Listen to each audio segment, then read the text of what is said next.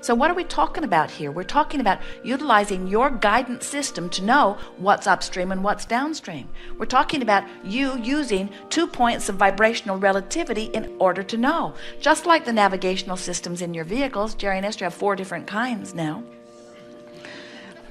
But they all operate on the same premise. The system knows where they are. They program in their desired destination, and then the system gives them turn-by-turn directions of how to get from where they are to where they want to be.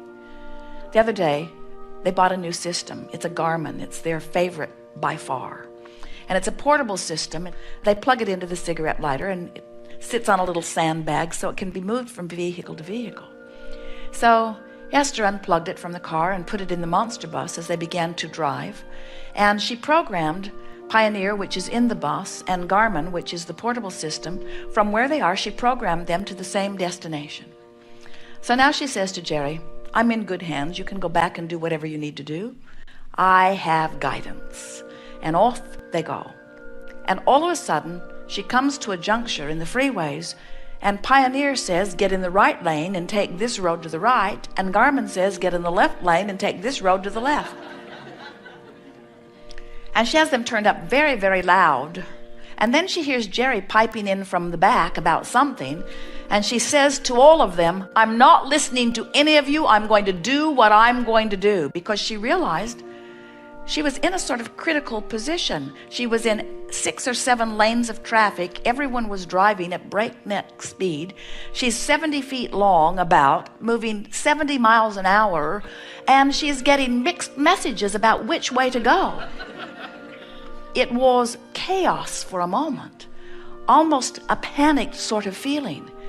That feeling of indecision, that feeling of undecidedness, that is a horrible situation to be in. And yet, you know, you put yourself in that situation all day, every day, when you say, what do you think? What do you think? What do you think? What do you think, political party of mine? What do you think, religion of mine? What do you think, ancestor of mine? What do you think, mother of mine, father of mine, partner of mine, peer group pressure of mine? What do you think? What do you think? What do you think? And if there are 10 of them, they think 10 different things.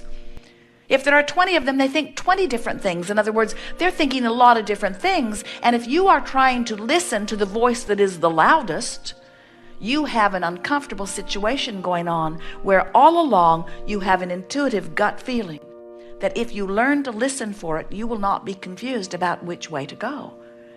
And so we call that using the vibrational relationship between who you are, letting yourself be in this moment, and who you have become. And that's the thing that we most want you to leave this gathering knowing. You didn't come into this physical experience intending to stand in this static place, not evolving or expanding. You knew, in fact, the reason that you came was you knew that the variety would cause you to constantly become more, and that your guidance would then call you toward the more that you had become. So when you have a feeling of unfulfillment, what it means is your life caused you to ask for something that for some reason you're not letting yourself go to. And the majority of the time that you're not allowing yourself to go to it is because somebody has trained that out of you. Your natural impulse is always to follow your bliss. And when you're little, you do that until somebody says to you, it's inappropriate for you to be pleasing yourself all the time. And you want to say, no, it isn't. I'm sure I'm right. They say, no, you are not supposed to please yourself. And in very short order, you learn, because they're bigger than you are, that sometimes it goes better for you initially if you please them. Because most of them are still trying to control the conditions, and they convince you, when you do that, I feel bad, and when you do that, I feel good. So you should do what makes me feel better.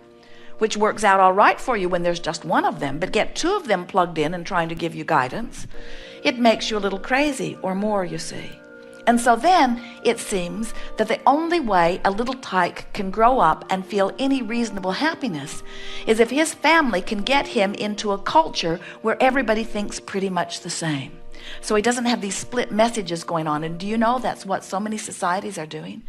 They want to put their children in special schools, and they want to keep their children from being exposed to this, and they want to cloister them. They want to put them into a dark cave where they cannot be exposed to things that might cause them some concern or some confusion. And what we're wanting you to do is to get out into the light and to activate your own guidance system so that you are not afraid But instead, you are confident that under any and all conditions, you can tell which direction to go. Because the call of Source, once you begin to listen to it, is an undeniable call. You'll get so wise that you'll know that Source always calls you toward kind words, never critical words. You'll get so sensitive to the call of Source that when you're hating someone for their color, for their religion, for their whatever, you'll get so sensitive to the call of Source that you'll know, I am violating the very premise from which I was born and to that which I have become. Hatred does not become me, you will discover. When you find fault with yourself, you'll come to know that's me choosing to think about myself in a way that Source never does, and I'm splitting my energy. When you hate someone else, you'll realize I'm finding a thought that Source would never find, and I'm splitting my energy. When you drop bombs in the name of God, no matter which side of the battle you're on, we promise you your energy is split. You never, ever, ever do anything like that from your place of alignment with Source. It's always from your place of disconnection, from your place of fear, from your place of not knowing about the stability of your life experience. When you're tuned in, tapped in, turned on, and in alignment with that which is Source, everything that comes from you feels good as it comes forth from you. And so, in time, with a little bit of practice, worse, better, worse, better, worse, better, worse, better, you'll get so in sync with the natural rhythm of who you are that you will be able to look at something that is abhorrent in nature, maybe the behavior of your government or someone else's, maybe the behavior of someone in your community, maybe the behavior of someone in your family or in your relationship, and you will be so accustomed to be in alignment with Source that you can see them in their behavior, in their condition that is abhorrent, and you will still be able to see them through the eyes of love because you have discovered what unconditional love really is. Unconditional love is training myself into the rhythm of who I am, rather than responding to the conditions. Unconditional love is tending to my vibration first and then experiencing what law of attraction yields to me as a result of that, rather than looking out into an environment and attempting the impossible, which is to control conditions. You can't control your children, have you noticed? And when you try, they don't like you, and you don't like you either. When you understand that they've got guidance within them, and when you let your dominant intent be to live your life by example, which is to get in the flow of that which you are and be in alignment with that which you are as much as you can.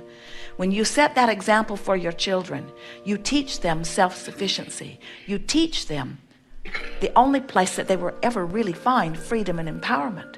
You teach them that freedom and empowerment comes from personal alignment, and then they can go out into the world without hating and without altering conditions, and they can live happily ever after, going with the stream, living out the legacy that they set forth even before they were born into this body, and that they have added to every waking moment since.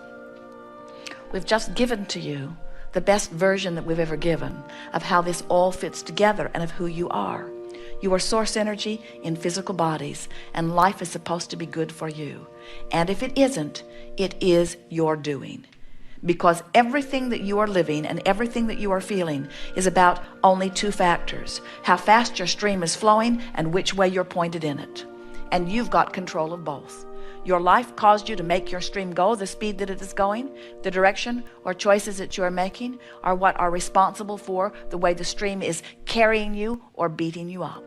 And now you know that. You will never again feel negative emotion and not know the simple truth that it tells you is that you are bucking the current of who you've become. In other words, you are defying something that you have already become, and you just can't do that and feel good. You got to turn and go with the flow. And all day here today, we'll chat with you about how to do that relative to the subjects that are important to you. There is nothing that is off limits here. Every question is eagerly welcomed. You will notice the perfect unfolding. And of course, you're getting the theme of this gathering, aren't you? The art of allowing. The art of allowing myself to go in the direction of that which I truly am. How good is that? So, what do you want to talk about? Some things. Begin right here, yes. You're the one.